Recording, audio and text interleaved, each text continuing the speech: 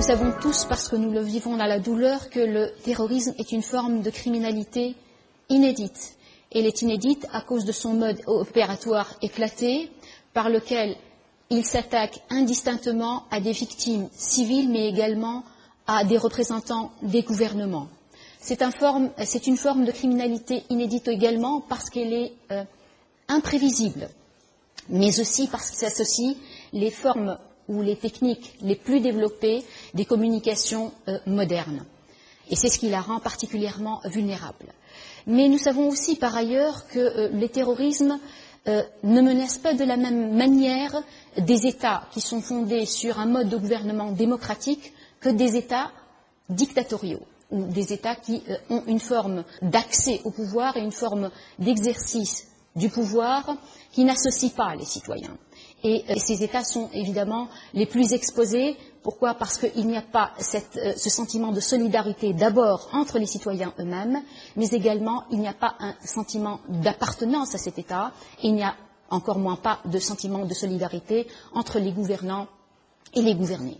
Le résultat est le suivant, c'est que s'il y a une victoire que le terrorisme peut avoir sur les sociétés comme les nôtres, c'est-à-dire les sociétés qui ont pour ambition d'embrasser un mode de gouvernement démocratique, qui ont pour ambition de faire de l'état de droit et de la protection et de la garantie des droits humains le fondement de cet État et de ce gouvernement, c'est celle de nous ramener sur leur propre terrain. Quel est leur propre terrain? C'est celui de la violence. Alors, à la violence des terroristes va naître une violence systématique de l'État qui va elle-même à son tour générer un sentiment d'exclusion, générer une déshumanisation, générer du ressentiment qui à son tour peut ouvrir des voies vers un enrôlement des citoyens et notamment les plus jeunes d'entre eux dans le circuit terroriste.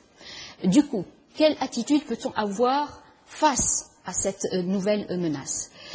Tous les États aujourd'hui répondent de la même manière, répondent en utilisant ce qu'on appelle l'état d'exception, c'est-à-dire des mesures exceptionnelles de gouvernement qui consistent à suspendre l'application de la Constitution en ce qui concerne la garantie des droits et libertés.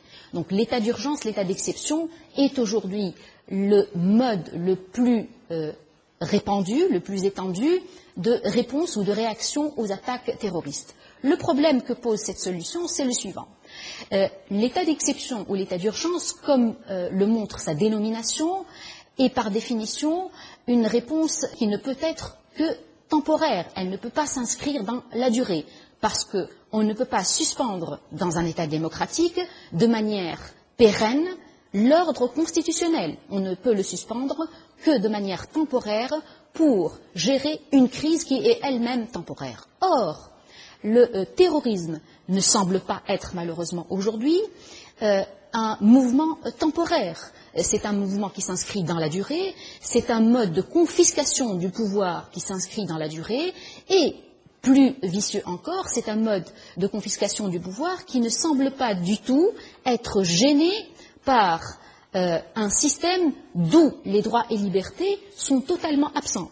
Parce que nous savons tous que les personnes, les individus et les groupes d'individus qui sont derrière le terrorisme ne croient pas du tout ni au règne du droit, ni aux droits et libertés humaines, ni à la démocratie. Donc ils ne sont pas du tout gênés par la suspension de l'ordre constitutionnel fondé sur la démocratie et fondé sur la garantie des droits et libertés.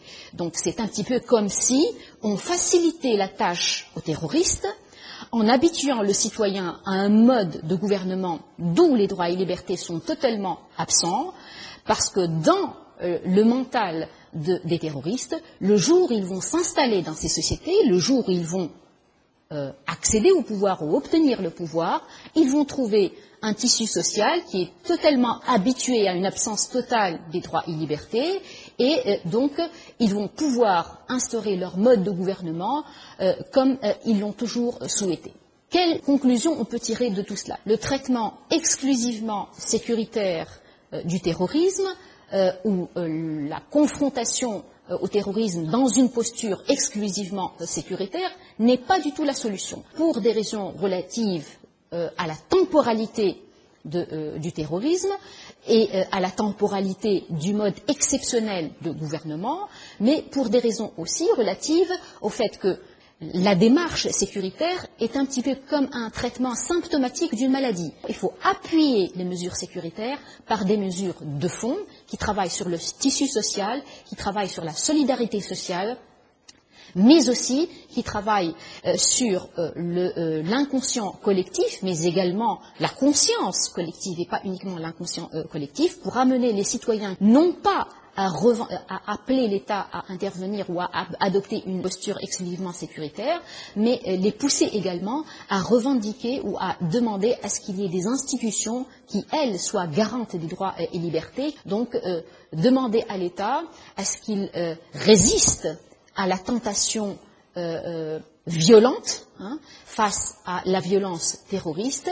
Et il faut également que même les représentants de l'État soient conscients des limites qu'il ne faut sous aucun prétexte dépasser dans le traitement du terrorisme, notamment dans la lutte sécuritaire.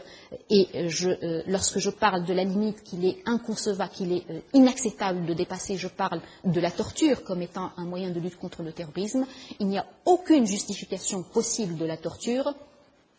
Sinon, il n'y aurait aucune différence entre un représentant de l'État qui veut protéger l'État et qui veut protéger les citoyens et un acteur terroriste.